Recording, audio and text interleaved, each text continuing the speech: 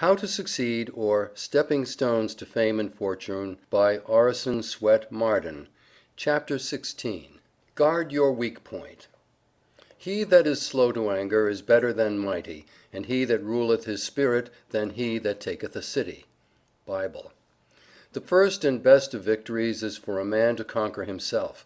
To be conquered by himself is of all things the most shameful and vile. Plato. The worst education, which teaches self-denial, is better than the best, which teaches everything else and not that. John Sterling. Most powerful is he who has himself in his own power. Seneca. The energy which issues in growth or assimilates knowledge must originate in self and be self-directed. Thomas J. Morgan. The foes with which they waged their strife were passion, self, and sin. The victories that laureled life were fought and won within. Edward H. Duart. "I'll sign it after a while," a drunkard would reply, when repeatedly urged by his wife to sign the pledge, "but I don't like to break off at once. The best way is to get used to a thing." "Very well, old man," said his wife, "see if you don't fall into a hole one of these days with no one to help you out." Not long after, when intoxicated, he did fall into a shallow well, but his shouts for help were fortunately heard by his wife. "Didn't I tell you so? It's lucky I was in hearing, or you might have drowned." He took hold of the bucket, and she tugged at the windlass, but when he was near the top her grasp slipped, and down he went into the water again. This was repeated until he screamed, "Look here, you're doing that on purpose, I know you are." "Well, now I am," admitted the wife. "Don't you remember telling me it's best to get used to a thing by degrees? I'm afraid if I bring you up sudden you would not find it wholesome." Finding that his case was becoming desperate, he promised to sign the pledge at once.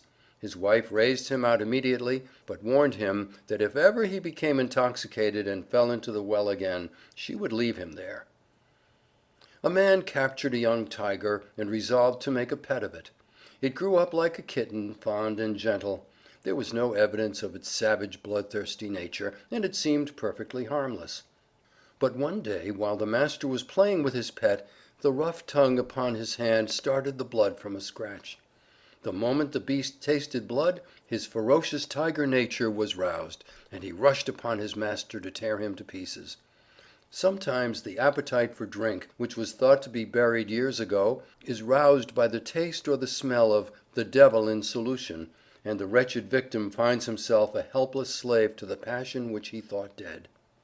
When a young man, Hugh Miller once drank the 2 glasses of whiskey which fell to his share at the usual treat of drink of the masons with whom he worked. On reaching home he tried to read Bacon's Essays, his favorite book, but he could not distinguish the letters or comprehend the meaning. "The condition into which I had brought myself was, I felt, one of degradation," said he. "I had sunk by my own act for the time to a lower level of intelligence than that on which it was my privilege to be placed, and though the state could have been no very favorable one for forming a resolution, I in that hour determined that I should never again sacrifice my capacity of intellectual enjoyment to a drinking usage, and with God's help I was enabled to hold by the determination." In a certain manufacturing town, an employer one Saturday paid to his workmen $700 in crisp new bills that had been secretly marked. On Monday, $450 of those identical bills were deposited in the bank by the saloon keepers. When the fact was made known, the workmen were so startled by it that they helped to make the place a no-license town. The times would not be so hard for the workmen if the saloons did not take in so much of their wages. If they would organize a strike against the saloons, they would find the result to be better than an increase of wages, and to include an increase of savings. How often we might read the following sign over the threshold of a youthful life: "For sale, grand opportunities for a song, golden chances for beer, magnificent opportunities exchanged for a little sensual enjoyment, for exchange a beautiful home, devoted wife, lovely children, for drink. For sale, cheap, all the magnificent possibilities of a brilliant life, a competence for one chance in 1,000 at the gambling table. For exchange, bright prospects, a brilliant outlook, a cultivated intelligence, a college education, a skilled hand, an observant eye, valuable experience, great tact, all exchanged for rum, for a muddled brain, a bewildered intellect, a shattered nervous system, poisoned blood, a diseased body, for fatty degeneration of the heart, for Bright's disease, for a drunkard's liver. With almost palsied hand, at a temperance meeting, John B. Gough signed the pledge. For 6 days and nights, in a wretched garret, without a mouthful of food, with scarcely a moment's sleep, he fought the fearful battle with appetite. Weak, famished, almost dying, he crawled into the sunlight. But he had conquered the demon which had almost killed him. Gough used to describe the struggles of a man who tried to leave off using tobacco. He threw away what he had, and said that was the end of it. But no, it was only the beginning of it. He would chew chamomile, gentian, toothpicks, but it was of no use. He bought another plug of tobacco and put it in his pocket. He wanted to chew awfully, but he looked at it and said, "You are a weed, and I am a man. I'll master you if I die for it." And he did, while carrying it in his pocket daily. There was an abbot that desired a piece of ground that lay conveniently for him. The owner refused to sell, yet with much persuasion he was contented to let it. The abbot hired it, and covenanted only to farm it for one crop. He had his bargain, and sowed it with acorns, a crop that lasted 300 years. So Satan asks to get possession of our souls by asking us to permit some small sin to enter, some one wrong that seems of no great account. But when once he has entered, and planted the seeds and beginnings of evil, he holds his ground. Teach self-denial and make its practice pleasurable, says Walter Scott, and you create for the world a destiny more sublime than ever issued from the brain of the wildest dreamer. Thomas A. Edison once asked why he was a total abstainer. He said, "I thought I had a better use for my head." Byron could write poetry easily, for it was merely indulging his natural propensity. But to curb his temper, soothe his discontent, and control his animal appetites was a very different thing. At all events, it seemed so great to him that he never seriously attempted self-conquest. Let every youth who would not be shipwrecked on life's voyage cultivate this one great virtue, self-control. There is nothing so important to a youth starting out in life as a thoroughly trained and cultivated will. Everything depends upon it. If he has it, he will succeed. If he does not have it, he will fail.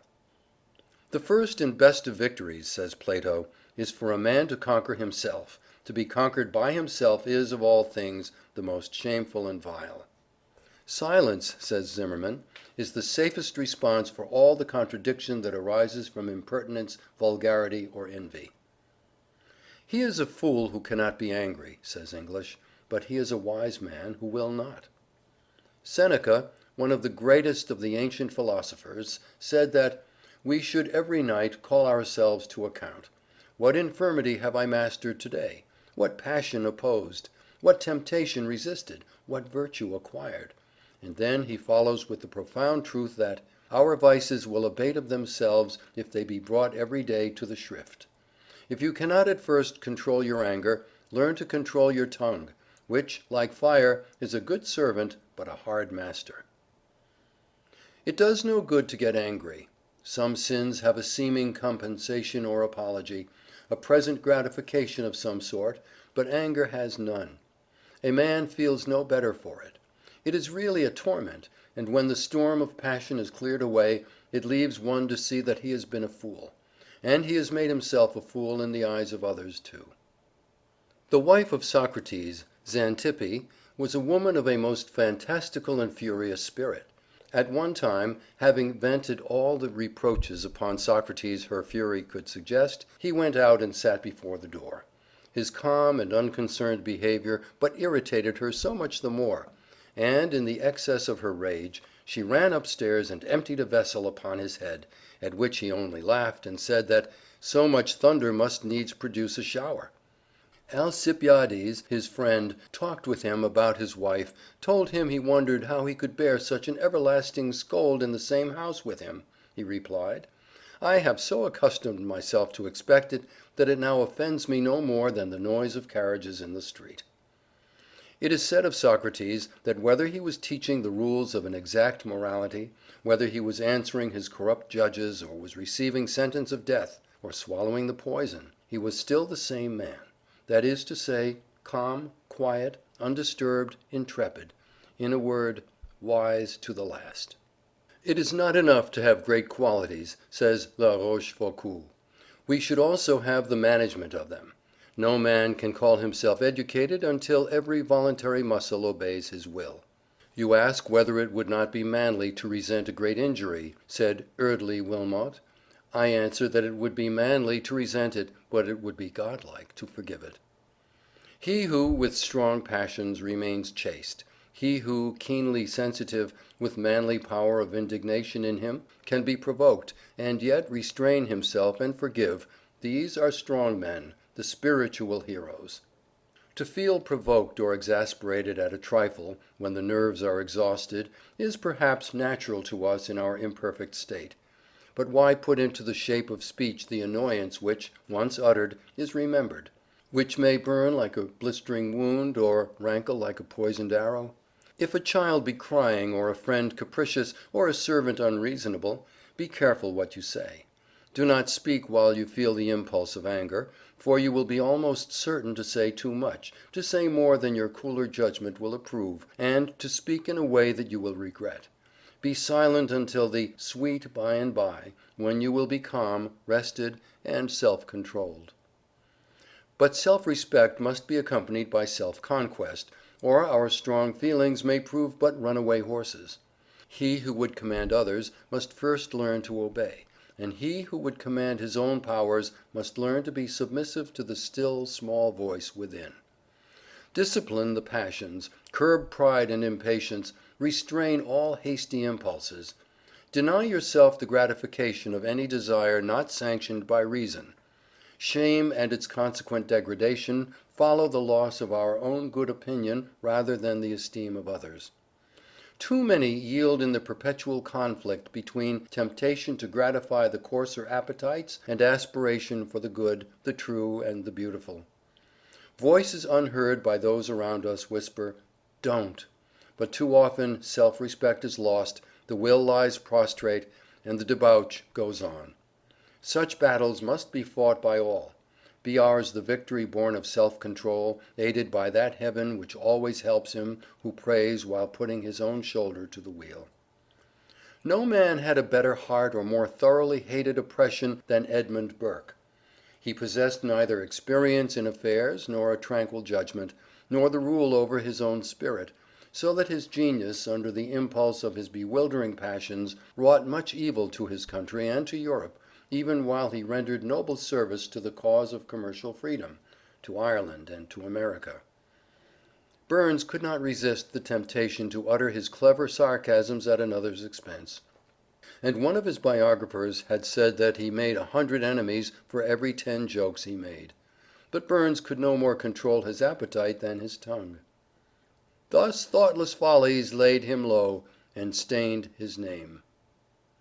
Xanthus, the philosopher, told his servant that on the morrow he was going to have some friends to dine, and asked him to get the best thing he could find in the market. The philosopher and his guests sat down the next day at the table. They had nothing but tongue, 4 or 5 courses of tongue cooked in this way and tongue cooked in that way, and the philosopher lost his patience, and said to his servant, "Didn't I tell you to get the best thing in the market?" He said, "I did get the best thing in the market. Isn't the tongue the organ of sociality, the organ of eloquence, the organ of kindness, the organ of worship?" Then Xanthus said, "Tomorrow I want you to get the worst thing in the market." And on the morrow the philosopher sat at the table, and there was nothing there but tongue. 4 or 5 courses of tongue in this shape and tongue in that shape, and the philosopher again lost his patience, and said, "Didn't I tell you to get the worst thing in the market?" The servant replied, "I did, for isn't the tongue the organ of blasphemy, the organ of defamation, the organ of lying?" "I can reform my people," said Peter the Great, "but I cannot reform myself." He forbade all Russians to wear beards, and to quell the insurrection which resulted. He had 8,000 revolters beheaded. With a hatchet he began the ghastly work. he had his own son beheaded. He who cannot resist temptation is not a man. He is wanting in the highest attributes of humanity. The honor and nobleness of the old knight-errantry consisted in defending the innocence of men and protecting the chastity of women against the assaults of others. But the true and nobler knighthood protects the property and the character, the innocence and the chastity of others against one's self. We should all be posted upon our weak points, for after all there are many emergencies in life when these weak points, not our strong ones, will measure our manhood and our strength. Many a woman whom a mouse would frighten out of her wits would not shrink from assisting in terrible surgical operations in our city or war hospitals, and many an officer and soldier who would walk up to the cannon's mouth without a tremor in battle would not dare to say his soul was his own in a society parlor. Many a great statesman has quailed before the ringer of scorn of a fellow congressman, and has been completely cowed by a hiss from the gallery or a ridiculing paragraph in a newspaper. We all have tender spots, weak spots, and a man can never know his strength who does not study his weaknesses. Violent passions and ardent feelings are seldom found united with complete self-command. But when they are, they form the strongest possible character, for there is all the power of clear thought and cool judgment impelled by the resistless energy of feeling. This combination Washington possessed, for in his impetuosity there was no foolish rashness, and in his passion no injustice. Besides, whatever violence there might be within, the explosion seldom came to the surface, and when it did it was arrested at once by the stern mandate of his will. He never lost the mastery of himself in any emergency, and in ruling his spirit showed himself greater than in taking a city. It is one of the astonishing things in his life that, amid the perfect chaos of feeling into which he was thrown, amid the distracted counsels and still more distracted affairs that surrounded him, he never once lost the perfect equilibrium of his own mind. The contagion of fear and doubt and despair could not touch him. He did not seem susceptible to the common influences which affect men. His soul, poised on its own center, reposed calmly there through all the storms that beat for 7 years on his noble breast.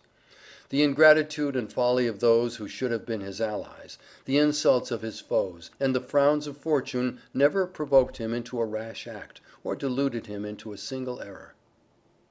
Horace Mann says that there must be a time when the vista of the future, with all its possibilities of glory and of shame, first opens to the vision of youth.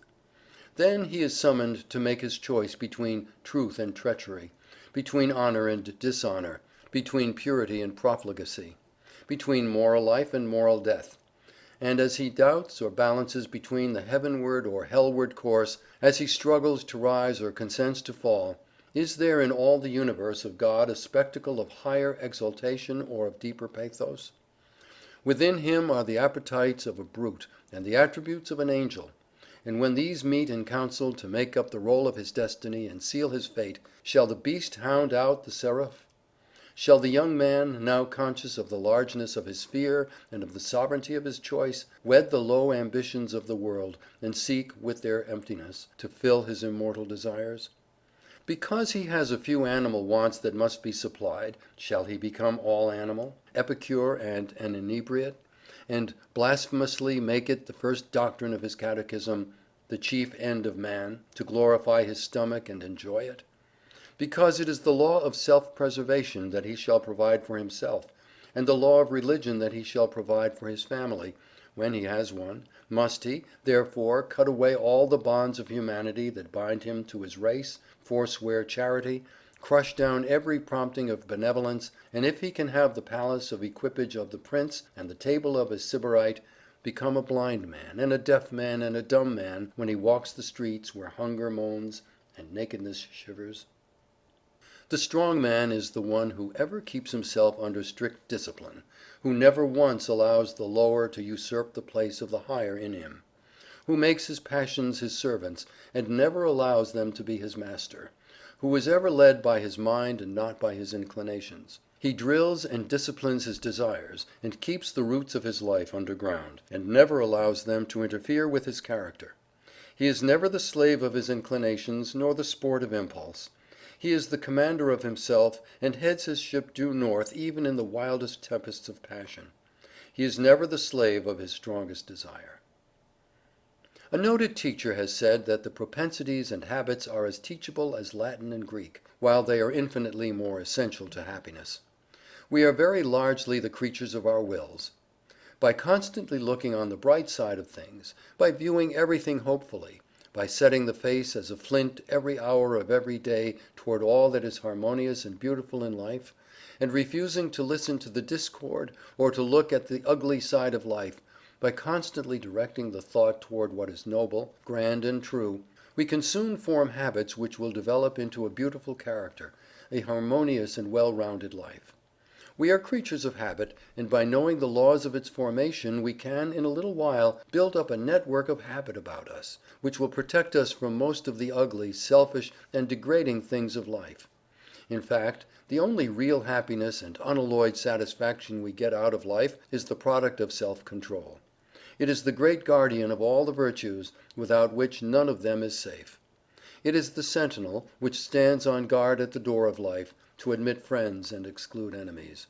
"I call that mind free," says Channing, "which jealously guards its intellectual rights and powers, which calls no man master, which does not content itself with a passive or hereditary faith, which opens itself to light whencesoever it may come, which receives new truth as an angel from heaven, which, whilst consulting others, inquires still more of the oracle within itself, and uses instruction from abroad, not to supersede, but to quicken and exalt its own energies.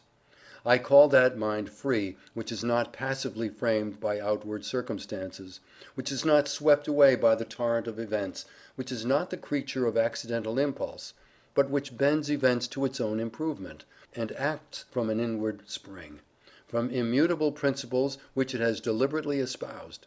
I call that mind free which protects itself against the usurpations of society, which does not cower to human opinion, which feels itself accountable to a higher tribunal than man's, which respects a higher law than fashion, which respects itself too much to be the slave or tool of the many or the few. I call that mind free, which, through confidence in God and in the power of virtue, has cast off all fear but that of wrongdoing, which no menace or peril can enthrall, which is calm in the midst of tumults, and possesses itself though all else be lost. I call that mind free which resists the bondage of habit, which does not mechanically repeat itself and copy the past, which does not live on its old virtues, which does not enslave itself to precise rules, but which forgets what is behind, listens for new and higher monitions of conscience, and rejoices to pour itself forth in fresh and higher exertions. I call that mind free which is jealous of its own freedom, which guards itself from being merged in others, which guards its empire over itself as nobler than the empire of the world. End of chapter 16. Recording by Lee Smalley.